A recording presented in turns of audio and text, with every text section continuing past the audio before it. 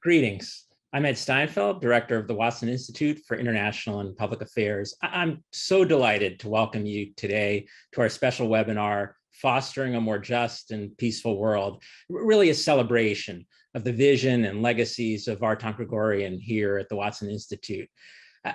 I feel so fortunate personally on a daily basis to be immersed in these legacies. The Watson Institute, as many of you know, was officially founded in 1991 during the Brown presidency of Vartan Gregorian. And it, of course, had numerous founders and precursors, but it's certainly fair to say that the Institute from the start embodied the values that to this day we associate with President Gregorian: an unwavering commitment to globalism and multiculturalism, a passionate quest for peace and justice, and an absolute determination to foster an academic environment open to all people and all perspectives and all voices. I very much hope you'll get a sense of that throughout today's program.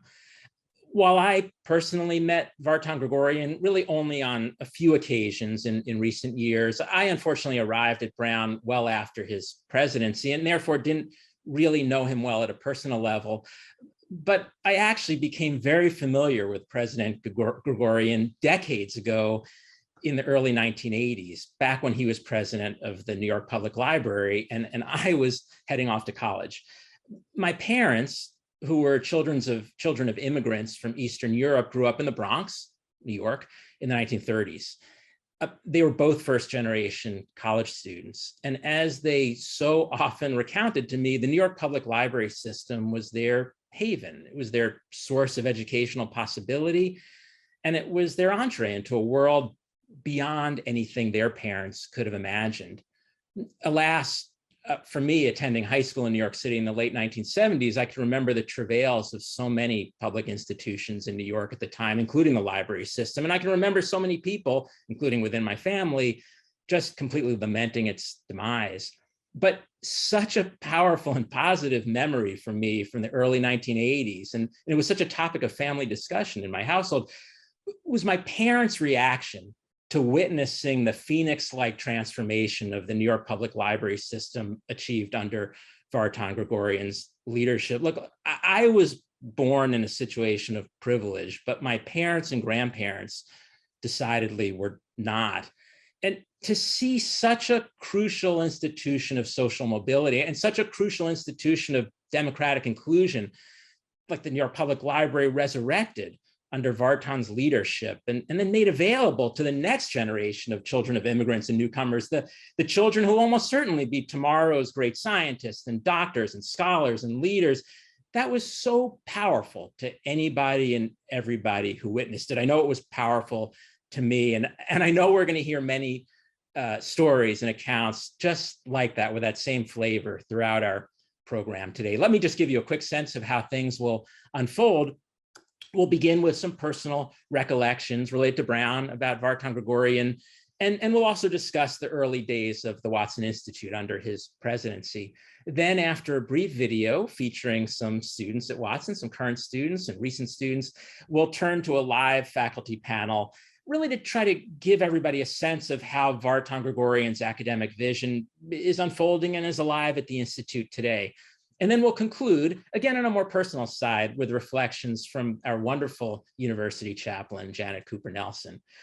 To those of you in the audience in the webinar, you are welcome to ask questions and make comments. You can do that in the Q&A window in the webinar. So you could do that at any time, write your comments and questions, and certainly during the faculty panel. And if there are any comments or questions, I'll leave some time at the end of the program to read those to you.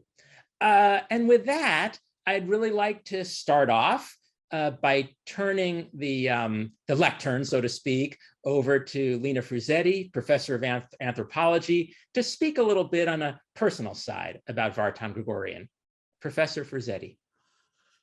Thank you, and thank you for doing this. So Vartan Gregorian was more than just the 16th president of Brown University or the president of the Carnegie Corporation or a prominent historian of Afghanistan. He was, as my mother once said after meeting him for 1 hour, He is Ibn Nas, son of man, son of the people. What a wonderful way to describe the man we all came to know and value his contributions, the ways he has touched our lives. As a member of the Brown Faculty Search Committee for Brown's 16th president, after the initial few weeks of reading and sorting of names for a possible shortlist, each of the faculty on the committee was asked to select one candidate and spend more time to research and read about them. Don't ask me why I selected to focus on Vartan Gregorian. I was drawn by his biography and I got to read his 1969 book, The Emergence of Modern Afghanistan.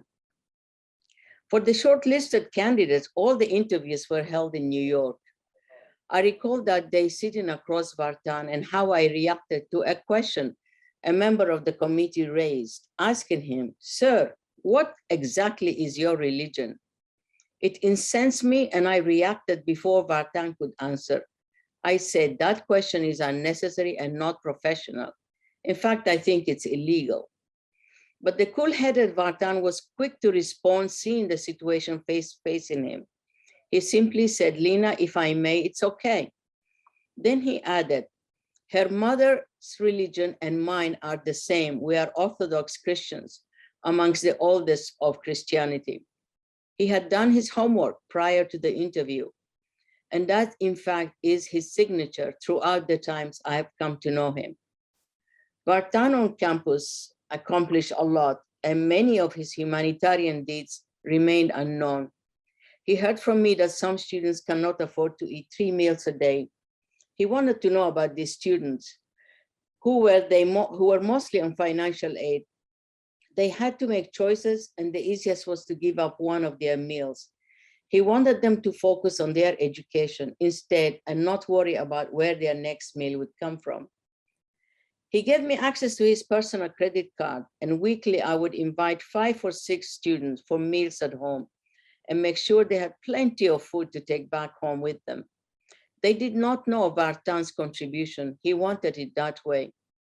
These same students would have their parents travel to campus for the graduation with their flights and accommodation covered by this anonymous donor. Vartan was intolerant of racism or to discrimination of any sort. If he heard of a racially charged incident, he would personally walk to the dorm or the house or where someone had experienced race-related hatred. Or as in the case when a student woke up in the morning to find hateful words on her door. He could not understand the meaning of that kind of behavior. And he would take it personally to see to it that it's been resolved. I saw how mad he became, and believe me, that was not drama, it was real. As an Armenian who grew up in Iran, he knew and understood discrimination, and he understood intolerance to religious and racial differences. On his campus, he does not want to have anything like that happen. When Eritrea received independence in 1991, he asked me to go and see what was happening and to report back. He personally covered my trip for the week, and I reported my experience. It was incredible. But on my next trip to the region, both Eritrea and Ethiopia, he would ask me to visit his friend, the president of the University of Addis Ababa, who was imprisoned. As a woman, an outsider who cannot speak Amharic, and on top of that, half Italian, half Eritrean, I knew of the difficulties I might encounter, but that would not deter me from the challenge, trying to visit a political prisoner who fell out of favor with the new regime. How lucky that he had a friend who thought about him all the way back in Providence. I would buy a dozen journals, leaving the most attractive on top for the guards to take. Vartan's letter would be inserted somewhere in the middle of other plain scholarly journals with no pictures. Visiting a man I did not know was not an issue, but for the prisoners knowing of a friend who thinks about them, who are fighting on their behalf, must have lightened their life in jail. I returned with verbal messages for Vartan. His humanity was immense. His legacy does not attest to all of the good he left behind. He was genuine and he was funny. Having left Brown to take on other responsibilities at the Carnegie Corporation, he would ask me to let him know of faculty who passed away, especially those who served during his tenure. He would personally write or call the family to offer his own condolences. Often he would call upon me or Anani Zizeniu to help him with personal guests who arrived on campus, and he wanted them to feel welcome despite his busy schedule, or especially if he was away from campus. I never remember a time that I refused his request, whether it was a minister of culture or a well-known writer from India or someone from Africa. Once he heard from the Minister of Education in Ethiopia of a problem she faced at the University of Addis Ababa. She said that the women did not excel in comparison to males. She wanted someone from Brown to come and do a survey and address the problem. He could not refuse a favor asked of him. He found ways to assist those who needed him. He sent me to Addis Ababa to carry out the survey and discuss the problem with the administrators. The work was completed and he too received a copy of the report. Vartan's integrity and generosity was unparalleled. When the students took over University Hall in the early 80s, Vartan was abroad. He called to us that I represent and keep him abreast of what was happening on that day. Having two young daughters and my husband away, I asked friends to go and stay with them at home until I returned, which was 4 a.m. the next day. A few of us never considered the hardship or inconvenience that was asked of us. I, for one, did not want to see his agenda or his work fail in any way. The same can be said about him. He supported many of the faculty, especially addressing the problems of minority faculty. And speaking for many of them, I truly believe and I felt safe knowing and believing that Vartan would fight our battles if needed. Organizing a Black faculty get-together, both Claire and Vartan would be invited. He felt at home and at ease with the group. He shared in the commonality of experiences that exemplified our lives. Vartan was funny. He had an amazing sense of humor. His jokes were educational. Whenever he said something, hearing a joke, one can laugh, but there was wisdom, he said, in the telling of the joke and the lessons learned. Even if he had told me the same joke, I would still ask that I hear it again. On a funny note, both Vartan and Claire were the founding members of the Single Malt Club at Brown. On Valentine's Day, each member would bring a bottle for us to taste and a dish to eat. No one drove that day and our club was safe to join. In addition, despite of all that has been said about him, both Claire and Vartan had excellent taste. I'm lucky to have known him, to have served him, and I'm privileged to have been his and Claire's friend. He always remembered the names of my two daughters, flew down for the wedding of one.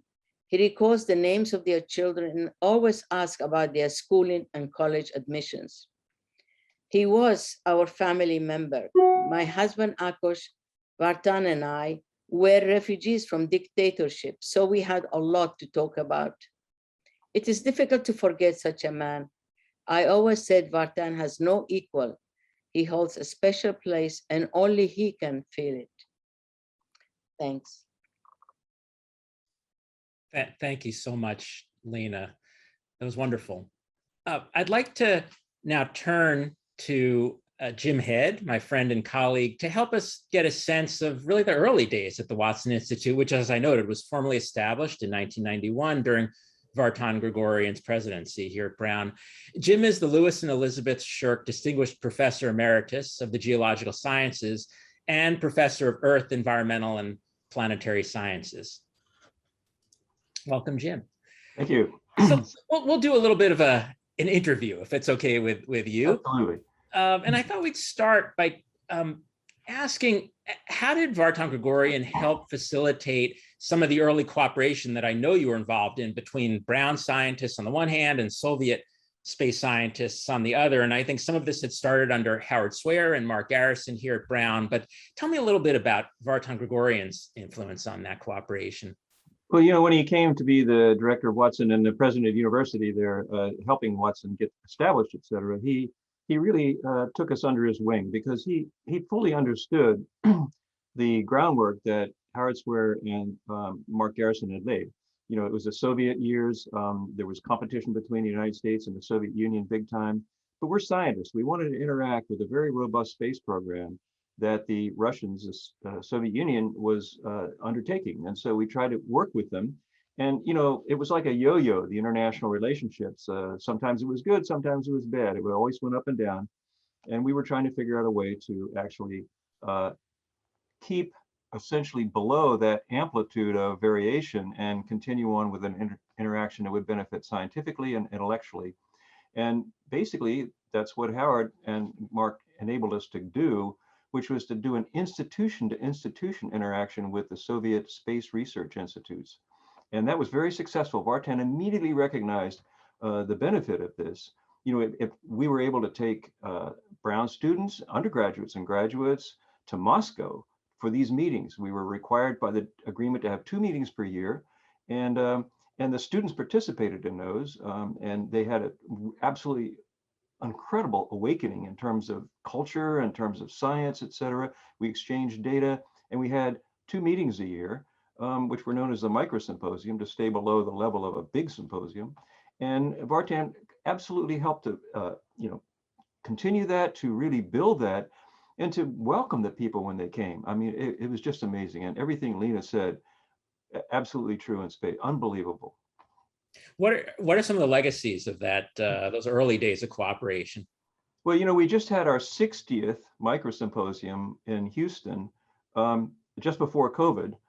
60. I mean, it's like incredible. That's a legacy right there. It's brought students along. It's brought all kinds of people. We stopped having it at Brown maybe 30 years ago or 20 years ago or so, because it was so big that we wanted to engage even more people. So it's attended by people from all over the planet.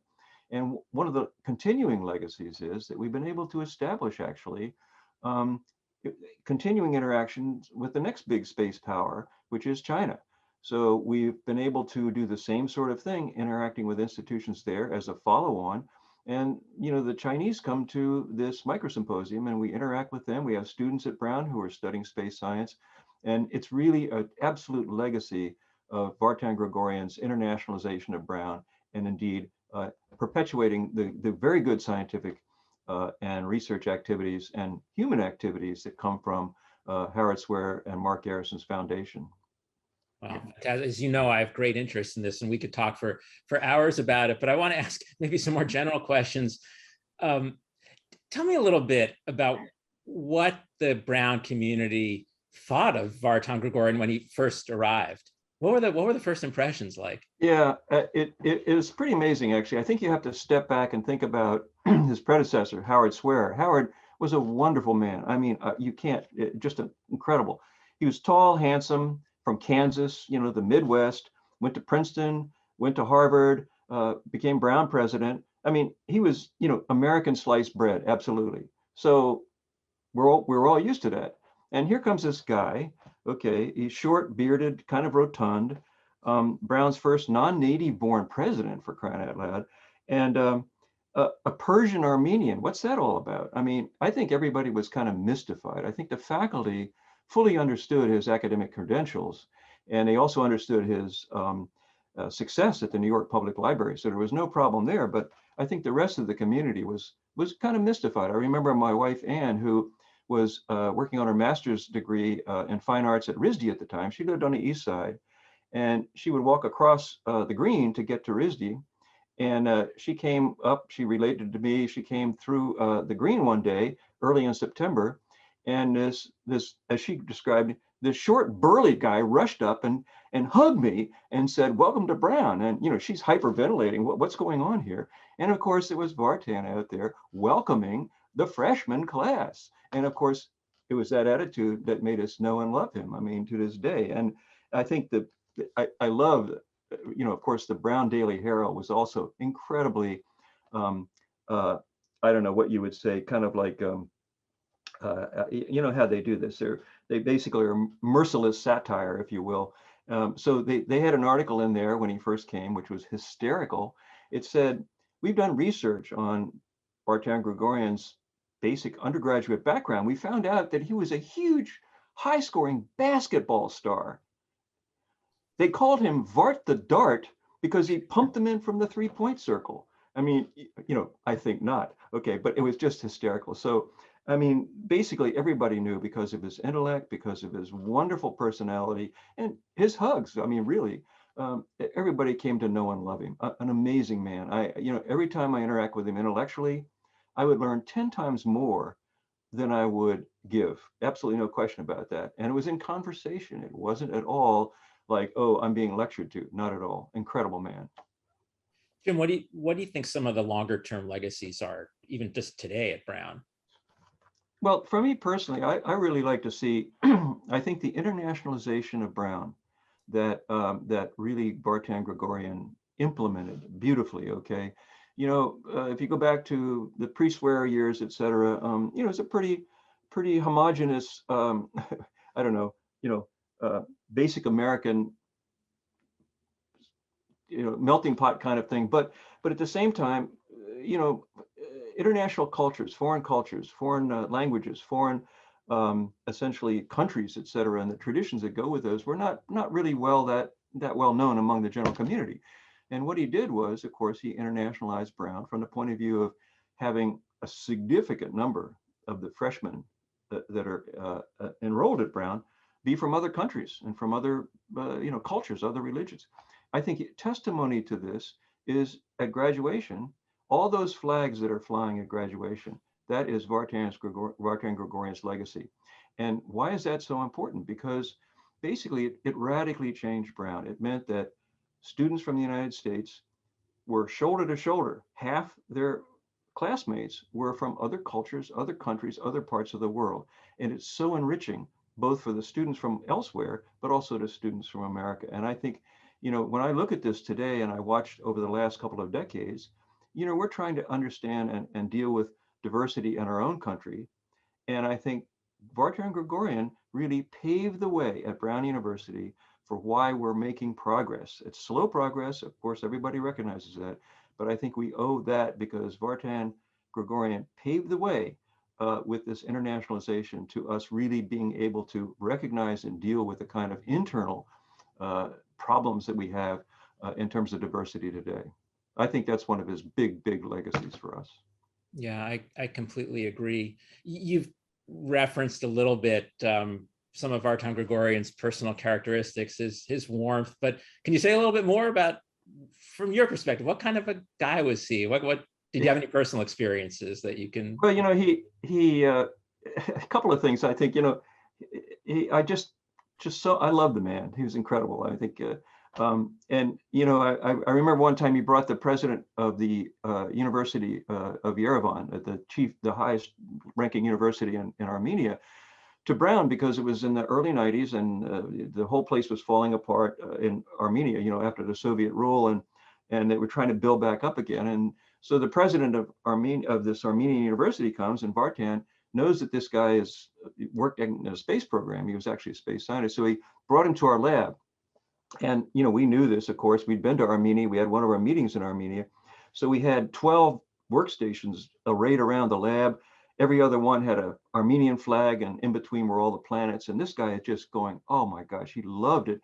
And he turns around in the middle of the student showing him around, and he said, I'm embarrassed to say that my desk, president's desk at Yerevan University, is the only one that has a desktop in the whole university. Vartan pulled me aside and whispered in my ear, Jim, don't tell him that my desk, the president's desk at Brown, is the only one without a desktop. And, you know, I mean, he just, lots of things like that. I mean, he would talk a lot about how, you know, it was very self-deprecating in many ways. I mean, I think he would, one time Tom Gleason and I co-chaired provost search committee. I remember, we would meet at the faculty club early in the morning with a group, and then, we'd have refreshments and, 25 bagels and some stuff like that, and so on, so on, so on. And at the end of one of these meetings, I'm standing there and I'm making up my notes, and everybody's left. And I look over and there's like 15 to 20 bagels that are still left there. And the server was cleaning things up. I said, could you just put those in a bag? I want to take them back for the graduate students. I mean, my parents grew up in the Depression, and I grew up in World War II, and, and I love my graduate students, so I'm not going to let those go to the waste. The server said, no, we have to throw those away. If they've been out, we can't recycle them at all.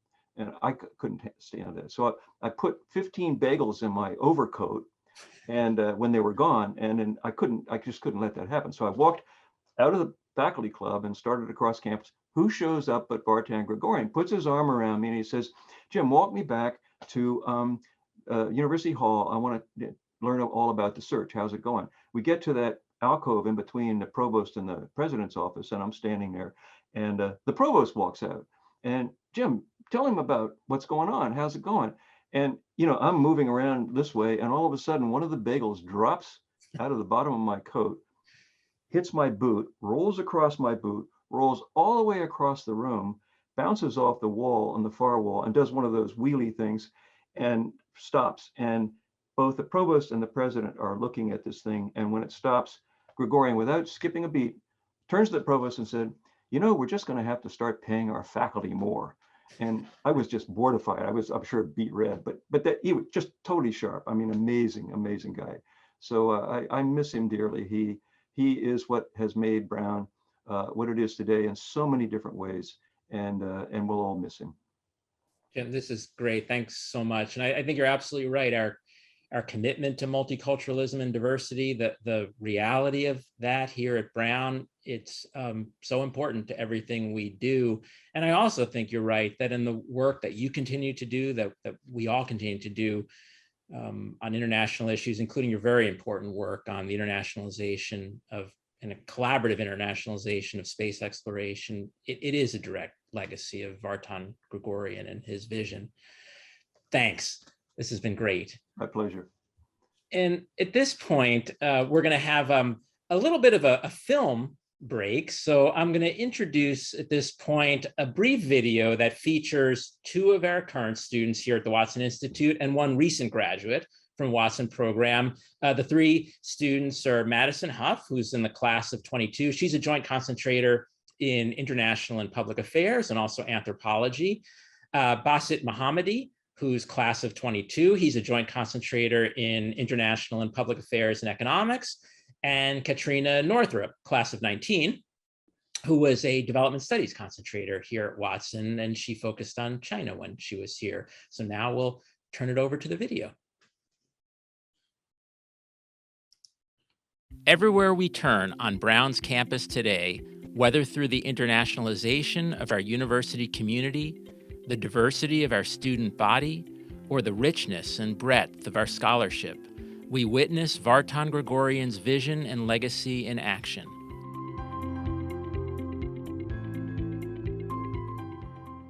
Brown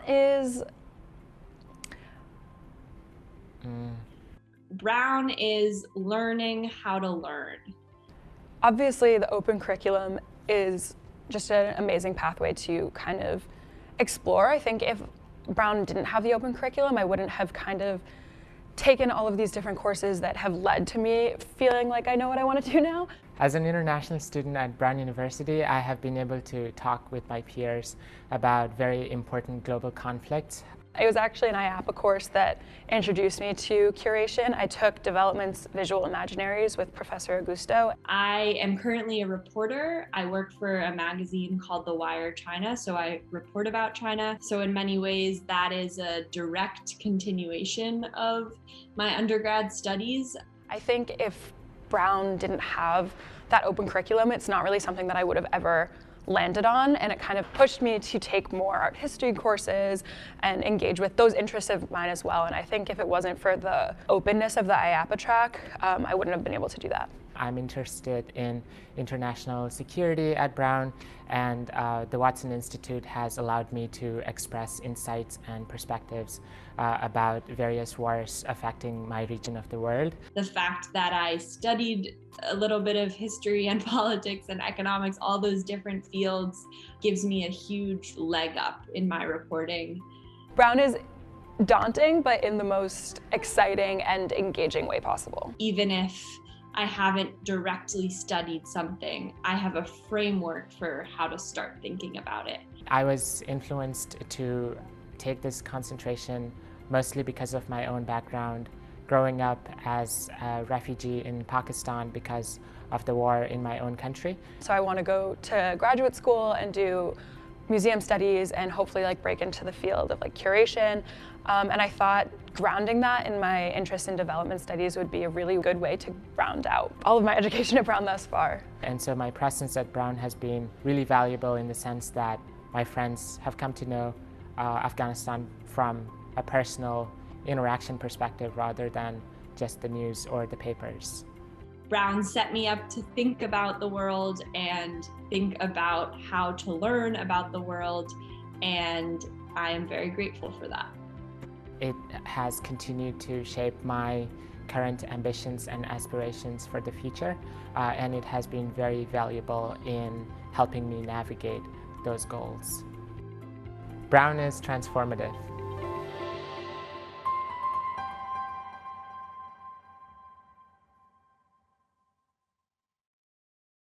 Great. One of the things you probably picked up there is that one of the students featured, Basit Mohammadi, he's from Afghanistan and is a refugee, grew up in Pakistan. Of course, Vartan Gregorian's early scholarship was on Afghanistan.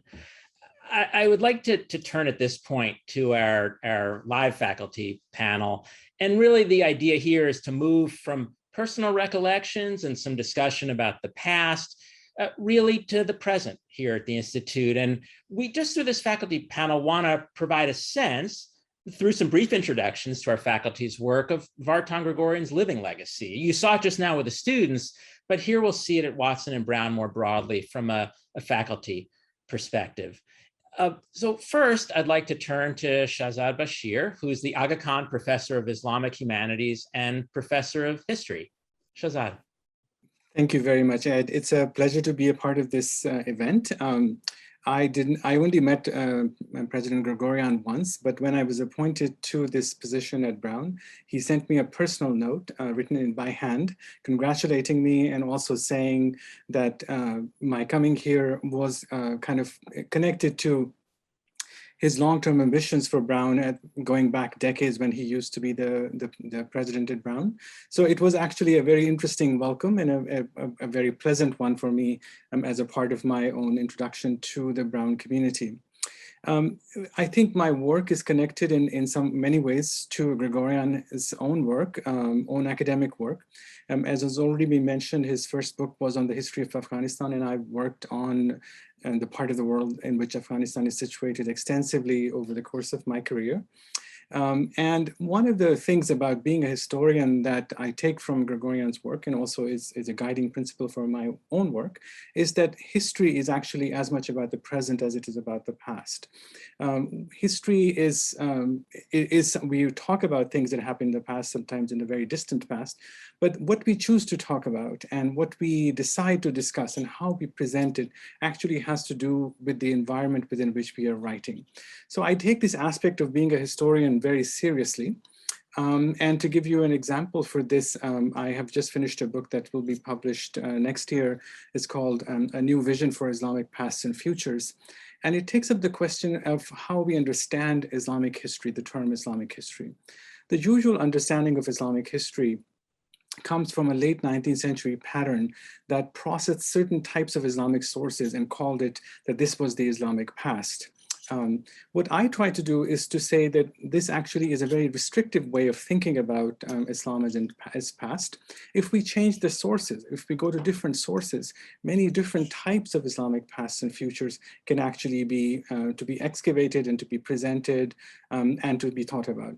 What that does is that when we can actually present different pasts, we can tell different stories about the future, and we can also highlight different types of stakeholders that have had an interest in and investment in the discussion of Islam over the course of centuries. And part of the benefit for me is that I go across a long period of time. I engage materials anywhere from the 8th century to the present.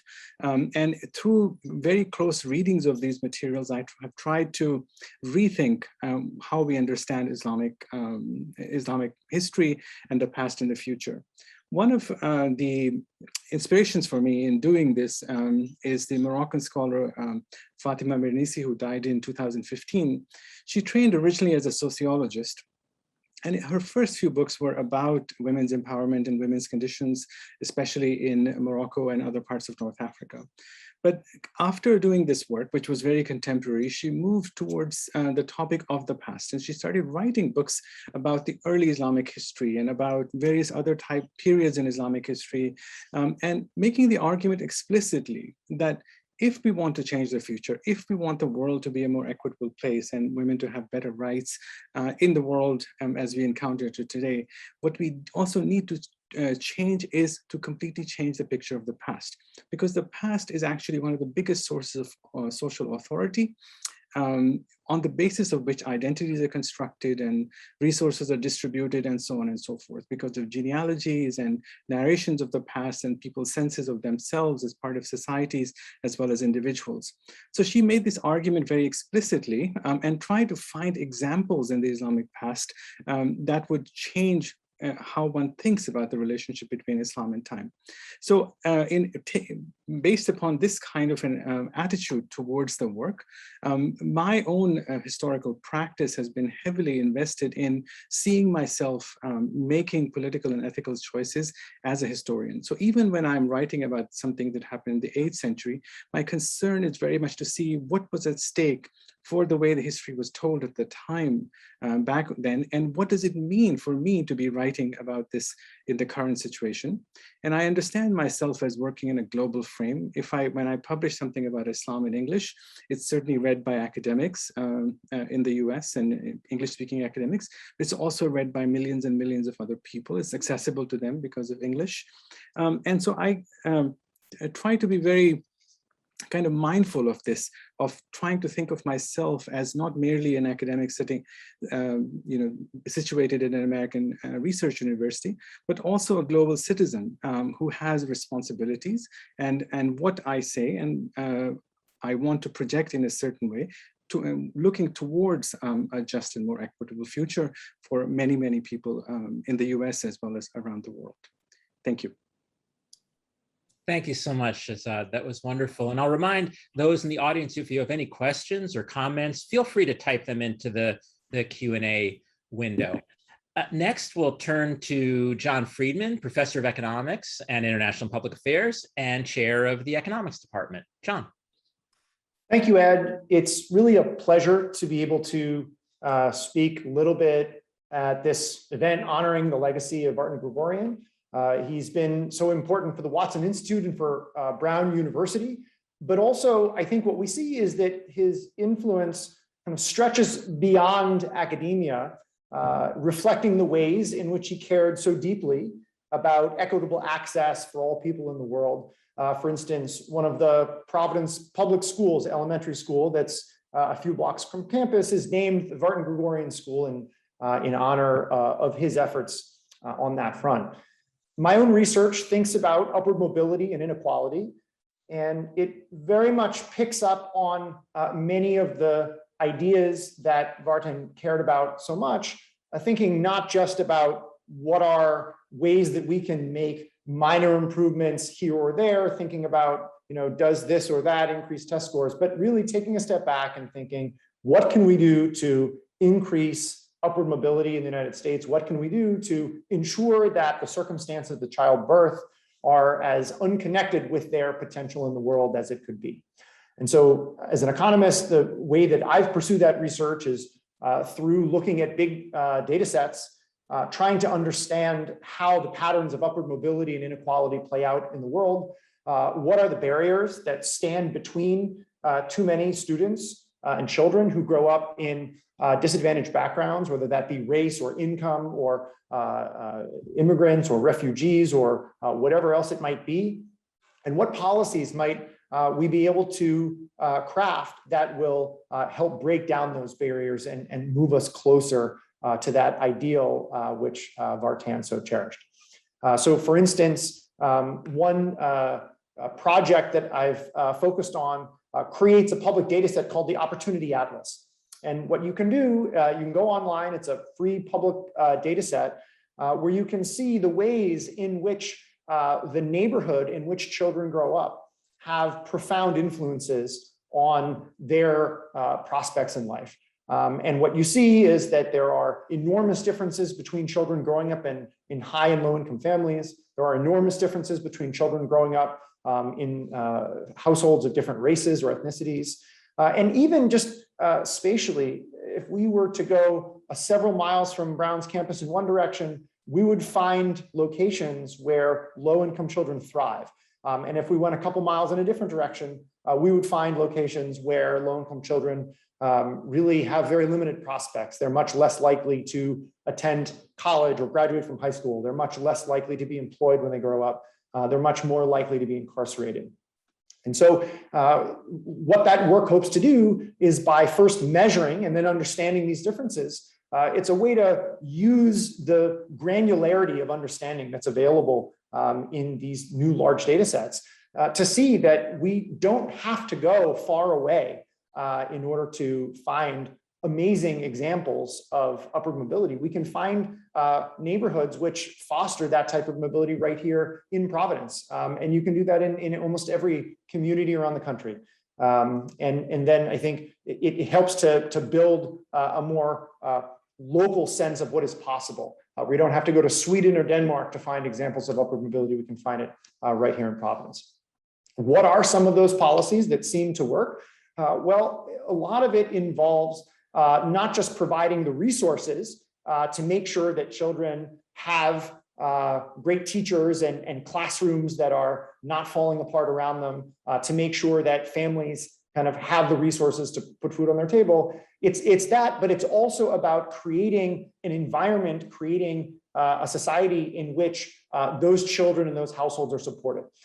So just to give one example, giving households money through housing vouchers to go find a better place to live, in practice, works much less well than both giving them those resources, but also giving them navigators who can help them understand how to go about finding neighborhoods in which they might want to live and might feel comfortable, finding apartments that are going to best fit their needs. That small adjustment, which actually from a cost perspective, a fraction of the cost of the actual voucher to start with, it can increase people's happiness with their neighborhoods. It can increase their engagement with the community. It can help break down segregation of income and race across neighborhoods in a way that I think is not just helpful for that family itself, but helpful more broadly for society. So it's really an honor to be at the Watson Institute, be at Brown University, and to live in the shadow of Vartan's great legacy. And it's something that I look forward to continuing to do. Thank you so much, John. That was terrific. Let's turn next to Tyler Jost, who's Assistant Professor of Political Science and International and Public Affairs. Tyler. Thanks, Ed. It's really a pleasure to be here today and to participate in this event. I did not have the pleasure of meeting President Gregorian, but I do find echoes of his scholarship and ways of thinking about the world in my own work. And one that I'd like to talk about today is how individuals have real agency in the choices they make in lots of different aspects of political life, but in particular what I study, which is foreign policy. So my research touches on international conflict, specifically how miscalculations in a state's foreign policy decision-making can lead to conflicts that should never have occurred. A prominent scholar once observed that history is a catalog of mistakes. And I think that there's a lot of truth in that pithy phrase. When we look back through history, we find instance after instance when decision makers rushed, often headfirst, into costly confrontations, at the end of which they had achieved relatively little what they had hoped for. Those of us here today might immediately think of some of the strategic miscalculations that we have lived through ourselves, such as the US invasion of Iraq or the US escalation in Vietnam. Yet such miscalculations are really in no way an artifact of the peculiar institutional, ideational, and cultural phenomenon that is the United States. So part of my research is about documenting the way in which such blunders have happened in a wide variety of country contexts, ranging from China to India, from the Soviet Union to Pakistan. Miscalculation is truly a global phenomenon which transcends time, borders, and types of regimes. And if we are to understand it, we cannot be complacent to study it here close at home solely. We have to, in the spirit of President Gregorian's work, adopt a more global lens. So the question, of course, for us, both scholars and policymakers and members of society, is why do such miscalculations occur, particularly when the costs that they impose upon us are so high? Phrased differently, why do smart people often display such poor judgment in foreign policy? One conventional answer, one which is sympathetic to the challenges that policymakers confront, is that, though tragic, many of these blunders are really inescapable. The world is filled with both too much information for any one individual to process and too little information that we know for sure is right. But what my research is trying to show, echoing President Gregorian's emphasis on agency, is to offer a really different answer than the conventional wisdom. In my view, miscalculations occur in large part because states fail to effectively manage the information they already have or might really easily have had.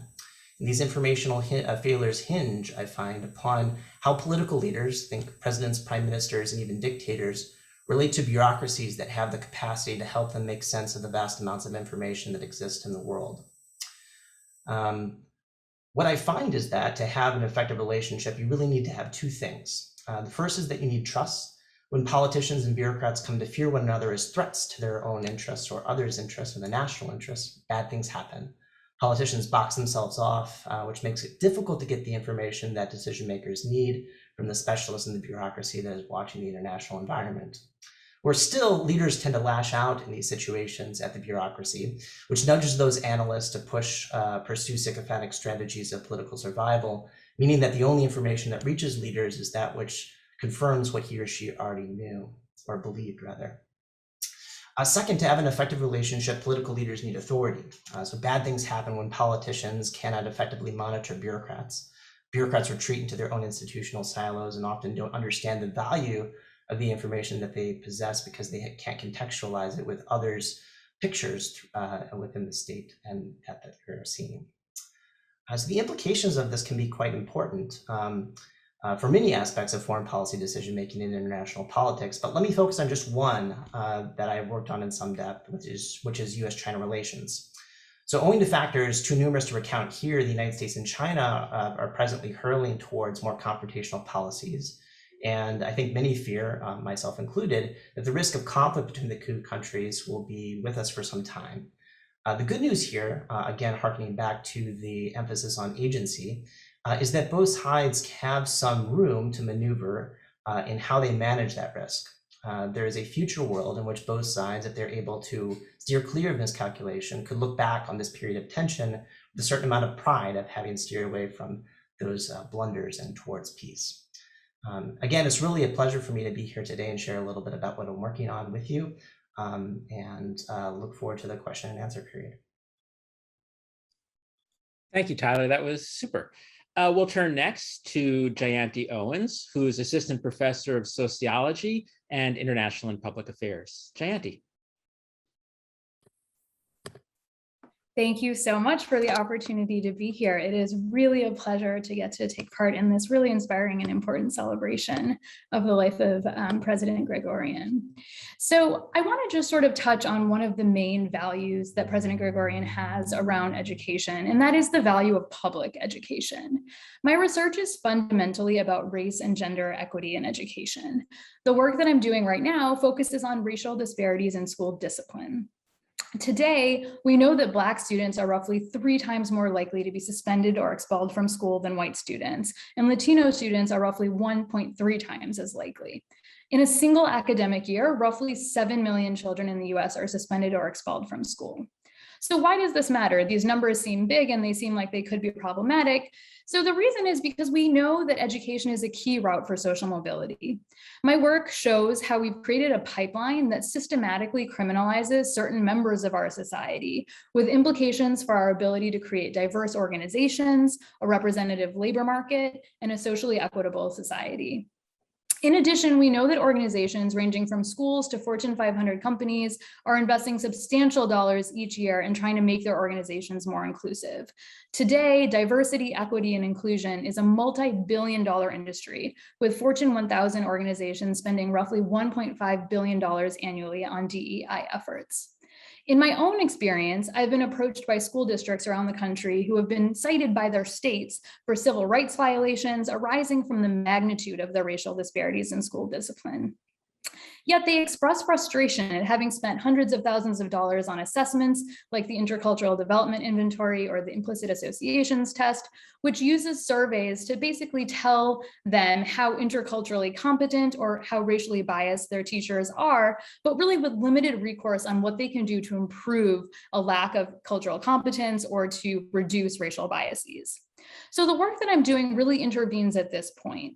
What I'm trying to do is address this limitation of existing tools by developing what I call a racial equity diagnostic tool that uses a series of video vignette experiments with teachers and office disciplinary referral form vignette experiments with school administrators to trace a more comprehensive picture of the various touch points in a given school district that contribute to these racial disparities in discipline. So for example, in the teacher experiment, I recruited Black, Latino, and white actors and worked with a director and cinematographer to film the actors committing identical misbehavior in the same classroom situational contexts. I randomly assigned teachers across the country to view these vignettes and to describe and rate the behavior in the videos. I additionally linked teacher responses to administrative data about their school organizational contexts, including things like the racial and socioeconomic composition of their schools. So through this experiment, I find that not only are teachers more likely to view Black and Latino boys as being more blameworthy for identical misbehavior as captured in the videos as compared to white boys, but also that teachers in schools serving predominantly Black and Latino students are more likely to see students of all races as being more blameworthy than teachers who are seeing the identical misbehavior, but in predominantly white serving schools. So this finding is really powerful because it points to the need for structural and organizational interventions, those that target the policies and practices of schools and not just the biases of individual teachers within them. I'm currently working with school districts in different parts of the US to provide districts with tailored experimental evidence about the processes driving their disparities, and then to be able to point them to the interventions that are research-backed in being able to address the specific mechanisms that I find to be most likely to drive their disparities in discipline. Now, I just want to say that doing this work at the Watson Institute has really been an absolute pleasure, and at Brown University more broadly. The university and the Watson Institute have been so supportive of this work, both in terms of providing seed funding and feedback on my work from other scholars who are here at the Watson Institute, but also in terms of really believing in the value of this work to make a difference for society. And I think that that work is, that sort of support and that mission is something that comes through in the work that I'm doing and will continue to inspire me for many years to come. So thanks for the opportunity to share in this work with all of you. Thank you, Gianty. And as with all the other panelists, it's so clear how important and consequential the work that you're doing really is. Next, I'd like to turn to Reid Pauly, who is the Dean's Assistant Professor of Nuclear Security here at the Watson Institute and Assistant Professor of Political Science and International and Public Affairs. Reid. Terrific. Thank you, Ed. It's an honor to be on this panel. President Gregorian left a lasting legacy in my field as well. It's the study of nuclear weapons proliferation and nuclear strategy. It's an issue that I understand, having never discussed it with him personally, but reading about his legacy, an issue he cared deeply about, and primarily thinking about US-Russia tensions in the Cold War. But it is safe to say that his grant making, especially at the Carnegie Corporation, jump-started what scholars in my field now call the renaissance of post-Cold War nuclear studies. And this was one of the many ways that Vartan Gregorian was, as his friends remember him, a fierce advocate for peace. And so in my reading of about Vartan Gregorian, it also seems to me that this is of course true that he was a fierce advocate for peace, but he was very clear-eyed about the barriers to peace too, between peoples with different governments and institutions and cultures. No doubt it was his deep historical understanding, right, and humanities education that taught him to have a kind of empathy for the interests of all states, yet an optimism that those interests could be managed when they clashed. So in my work now, I study coercive bargaining, coercive diplomacy, especially over nuclear weapons technology. That is, things like what policies and institutions have helped best to curb the spread of nuclear weapons. And one of the articles I published recently, I think, is actually very Vartan Gregorian. It came out in International Studies Quarterly, and it's about the role of face saving in the success of coercive diplomacy over nuclear nonproliferation. So in May 2009, Vartan published an open letter that he advised then new President Barack Obama to send that letter or some similar letter, right, to the leaders of Iran. And interestingly, I really recommend you look this up. It's available online. It's a letter that made very similar demands, as my field might call them, or really the opening offers for a negotiation with Iran, the very same demands that the departed Bush administration was making by the end, namely that Iran surrender its uranium enrichment capacity. But it did so within a letter that emphasized mutual respect and informed by a deep understanding of Persian history, discussed in detail the proud legacy of scientific progress in Iran. And of course, as has been mentioned, Vartan Gregorian was born in Iran to Armenian family. And he had long lamented the missed opportunities and the frustration in US-Iran relations, yet still saw a possibility for peace at this moment, right? And so President Obama did end up sending a letter. He also recorded a New Year's message and had a short phone call with Iran's new president at the time. None of that meant that the United States wasn't working to squeeze Iran's government ever harder with economic sanctions, right? That was happening at the same time. But this was Washington trying to communicate that it was willing to strike a bargain, right? That it was willing to be at the table credibly. Sometimes peace means the clear communication of your interests and resolve, coupled with a willingness to compromise and engage in credible diplomacy. And so while it was short-lived when we did strike a deal in 2015 with Iran, it is fairly clear to me, and as I write about in this article, that the International Atomic Energy Agency and other parties to the bargain helped Iran's leaders to save face domestically by allowing them to deny their past nuclear weapons research, so long as they could verify peaceful uses of Iran's now limited nuclear program going forward. So I also look then, as Vartan Gregorian might have advised, to history to find that beyond the Iran case, in nearly 3/4 of all cases of coercive diplomacy over nuclear weapons programs, we can observe similar patterns of technical face savings in cases of South Africa, Libya, Taiwan, or South Korean nuclear weapons programs. Right? Caught proliferators are much more likely to come back into compliance with the non-proliferation regime if they can save face domestically by publicly denying that they were ever out of compliance. Right? And this is tricky because you still need transparency, but the IAEA has verification tools that can help proliferators to communicate much more transparently, but through the help of scientists in the diplomatic process, about their past research without forcing them to say out loud what they are communicating to the IAEA. So this is another way of saying that face-saving denials can be more or less plausible to different audiences. And states that manipulate that dynamic are more likely to achieve peace. So I think that in the framing of Vartan's legacy, that I have some empirical evidence that affirms his philosophy of peacemaking that was on display in that letter to Iran and in many other parts of his legacy. My philosophy is that peace requires dignity. Right? Sometimes it's not enough alone to seek peace. It might be necessary to help others at the negotiating table with us discover how peace is possible for them and us. And it's a kind of coercive empathy, often in coercive bargaining, but it's empathy all the same.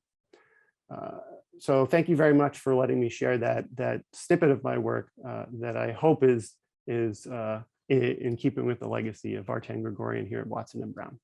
Thanks. Thanks so much, Reid. That was great. And to conclude this faculty panel, I'd like to turn now to Margaret Weir, who's the Wilson Professor of Political Science and International and Public Affairs. Margaret.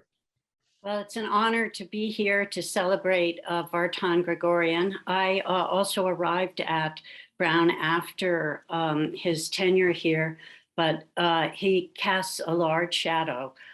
My research examines the politics of spatial inequalities in US metro areas, and its resonance with Vartan Gregorian's legacy is the emphasis on the need for robust public institutions to promote opportunity and possibility in the United States. Among the rich democracies, the United States is distinctive. It allows local governments with greatly different needs and capacities to proliferate, and it does very little to buffer the inequalities that arise across these metropolitan municipalities. It provides little in the way of equalization through educational funding or special territorial equalization programs, both of which are common in Europe and in Canada. When combined with the very high rates of economic inequality in the United States, these policies set the stage for a fractured local public sector that shields the affluent and leaves low-income residents with only fragile handholds for economic security and mobility. This is not just the division between cities and suburbs, but as poverty has expanded into suburbs, these lines of division also separate middle-class and affluent suburbs from poor suburbs. Moreover, due to historical patterns of segregation, as well as contemporary white flight from racially changing suburbs, these patterns of inequality are highly racialized, with African Americans and Latinos living in municipalities and unincorporated communities with very weak public resources. The result has been a segmented local public sector that leaves little room for redistribution across political boundaries. Small, poor, largely Black suburbs, such as those in St. Louis and Chicago areas, not only have weak public sectors, they also have high tax rates that depress housing values and thwart economic development. In the Sun Belt especially, largely Latino unincorporated communities, deliberately not annexed into nearby towns, lack basic infrastructure, street lights, sidewalks, sewers, and clean water. The lack of a federal role in mitigating spatial inequalities has also created a hierarchy among cities where the finances and public sector of cities that benefit from agglomeration economies, such as San Francisco, the tech economies, they contrast with the restricted public sector in poorer cities, such as Detroit. And this is felt not only in public services, but also in the diverging philanthropic and civic capabilities. The result is paradoxical. The places with the greatest need have the least resources, and the places with the least need have the most ample resources. In this picture of spatial inequality and unequal public sector, there are a few bright spots. And the one that I want to mention here is the role of libraries. The institution, of course, whose value Vartan Gregorian understood when he revived the New York Public Library. And in my research, one of the things that I've seen is that even in poorer cities and poorer suburbs that don't have robust public sectors, libraries have stepped up to play a role far beyond that of book provider. Across the country, libraries offer English language ESL. They offer health education, how to navigate health services, early learning centers, access to high-speed internet, often the only way that low-income people can get access to high-speed internet, social workers, and in the summertime, libraries are a source of school lunches for low-income students.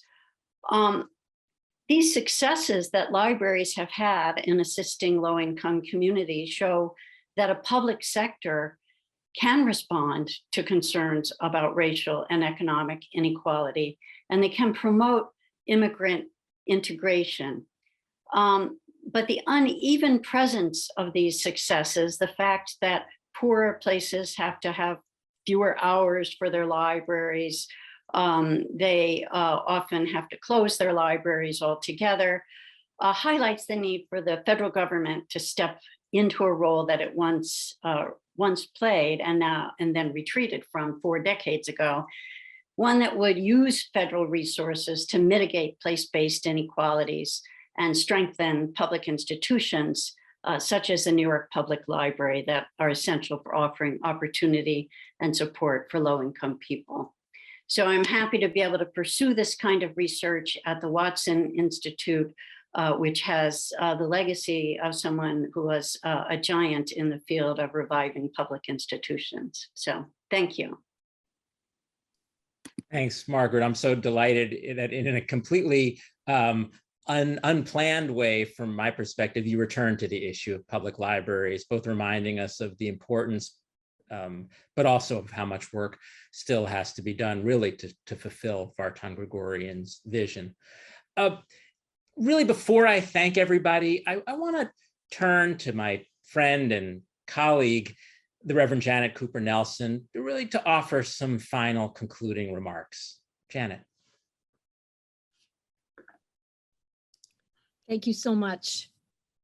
I really would not literally be sitting here at Brown University were it not for Vartan Gregorian. I want to tell a couple stories and then perhaps share just a teeny bit of what I pick up from his book, which many of you may have looked at, The Road Home. He uses many images of travel, and particular says that he sees himself in the lines of Walt Whitman. He writes, "O ship of the body, ship of the soul, voyaging, voyaging, voyaging." There he's talking about a journey that he literally made from Tabriz to New York City by way of Lebanon and California and Texas and Pennsylvania, and then to Brown and Rhode Island, and then back to New York at Carnegie. All of those landscapes critical, and he went so many places beyond that. But I want to start in a dining room in a very beautiful hotel in New York. Greg was at this point, that's my way of referring to him. So for those of you who call him Vartan or any of the other beloved names we had for him, here he was presiding over the board of the Dana Foundation. He's the brand new president of Brown University, and Vassar College, where I was working, had received a wonderful award from Dana, and we were there. And as a result, please bring your chaplain to say the prayers before the meal. After the prayers, Vartan got up out of his seat, walked down the table, and said to me, "I didn't know you were allowed to use that kind of vocabulary in prayers," which of course made me very nervous since I'd already prayed and couldn't fix what I'd said. Not long after that, I heard from him that he hoped I would think about coming to Brown. I really didn't know much about Brown. I'd had a friend or two from high school who'd gone to school here, but it just, for whatever reasons, wasn't an academic landscape with which I'd interacted in my time at Harvard or Wellesley or Dartmouth or Vassar or Mount Holyoke before that.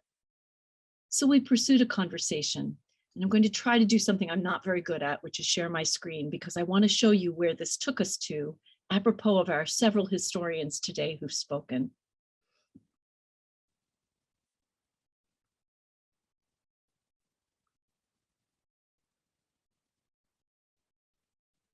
We went to a location, Bidlis and Tabriz, and we went there because in Vartan's mind and mine, there was a story that pivots on the lives of these two amazing women you see to your left.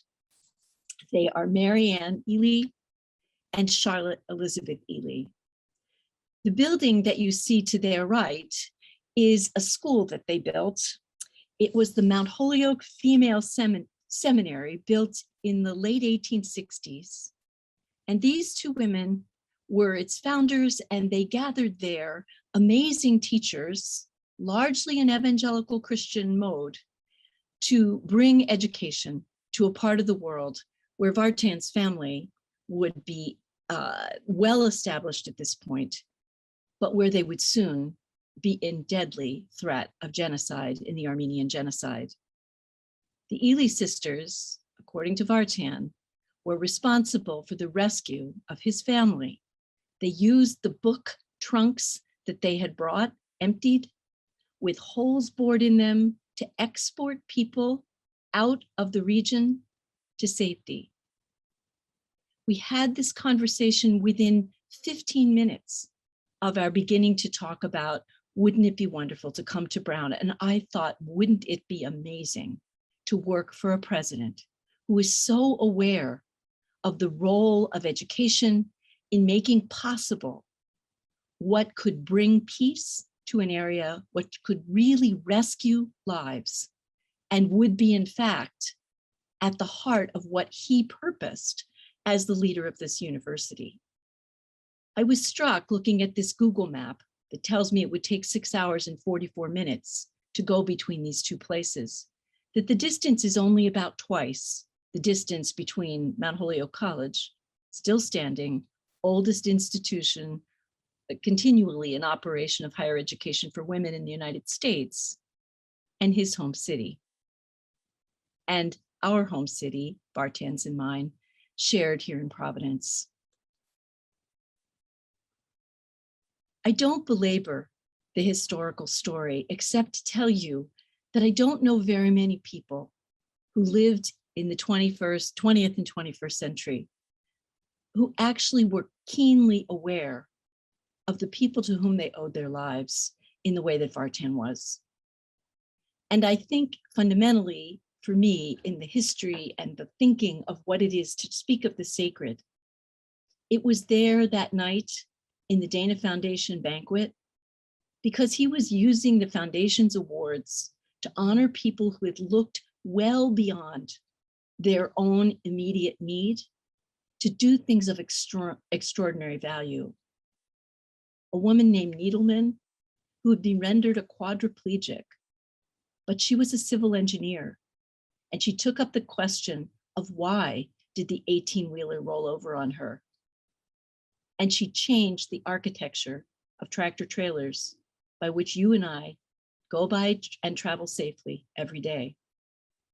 The award that Vassar was receiving was for a partnership with LaGuardia Community College that was beginning to transform the Vassar experience from being an almost entirely white, upper middle class campus into one where students from all over the boroughs of New York who studied in that extraordinary system that the city has crafted could make their way to finish four-year degrees on the campus at Vassar. Vartan had some hand in picking those awardees. I don't want to say that he did it single-handedly.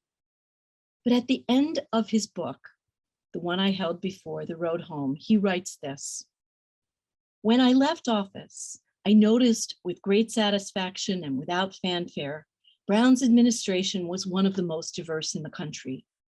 We were the first in the Ivy League to have a general counsel and a chief financial officer who were African American. Women held many senior positions: dean of the faculty, dean of the college, vice president for development, registrar, controller, internal auditor, budget director, here it goes, chaplain, university librarian, vice president for physical plant, the executive vice president for university relations, etc.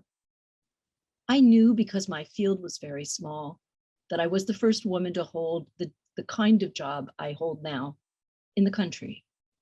I didn't understand how intentionally and how deliberately Vartan was restructuring Brown to make it reflect the world that he wished could be welcome here. He says a little bit further on in this same section of the book, the Brown years were some of the happiest of my life. I believe it. His words, his actions, his building, his capacity for creativity that aligned with his gratitude to people who literally rescued the lives of his family in the middle of political discord far beyond the control of any one person, reflect something that the poet Audre Lorde writes this way: "Poetry is not only dream and vision.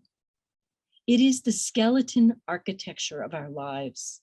It lays the foundations for the future of change. It is a bridge. Vartan saw himself as a voyager. I see him as a bridge. And I'm grateful that in my life, the bridge that he was building was one that I could walk with him for the years of his presidency and in friendship long after. He and Claire opened a home and a place for Brown in the geography of human work and scholarship and the welcome of an inclusive community that we were on our way to doing. But he really accelerated that passage, and his purposes were as deep and important as those of the Ely sisters. He wanted us to be a place of rescue and refuge for refugees like his own family had been. He saw the immediacy of teaching students how urgently their education could call on their character to do the right thing. I have to say, there are many honors I hold in my life dear, but the one of being invited by him to be here is one of the sweetest. And in the service that honored my beginning, I will never forget his invitation to my barely working class parents to stand and be applauded by the Brown University family. He never forgot where he came from. He never forgot where any of us came from. And he held them close to his heart in a way that I hope this university can, with the various things we've named after Greg and the various stories we can tell about him, many of them very funny. We will remember the serious, joyful purpose by which he was, with a kind of poetry, creating a skeleton architecture, a bridge for the future of change and the foundations of the good. That's how I remember him, and I'm profoundly, profoundly grateful for his invitation and that friendship. Thank you, Ed, so much, and for everyone who's reflected. It's really been a rich tribute to Vartan, and I can think that he's listening in, and if so, I know he's loving it. Janet, thank you for conveying so beautifully and eloquently what this whole event is all about and what we're all feeling. I just want to say a few words by way of conclusion. I want to thank all the participants on the panels today, all the personal recollections. It's been wonderful. And I want to thank everybody in the audience for participating. This event will be made available by recording for anybody who wants to watch and listen. I know that some members of Vartan Gregorian's family are in the audience, and I want to thank you all for sharing your loved one, for sharing Vartan with the world and with us here at Brown. And I hope you can tell, and I want to assure you that Vartan Gregorian's legacy and his vision are alive and well here at Brown and here at the Watson Institute, and we're committed to keeping it that way. Many problems are still not yet resolved, obviously, in the world, and we're committed to keeping up the fight. I very much hope you all in the audience will get a chance to visit us here in person at the Watson Institute and see what we're doing, and better yet, participate in what we're doing and help us learn, teach us. So I hope to see you all very soon. I thank you all for participating and attending, and I look forward to seeing you soon. Good evening and be well. Thanks.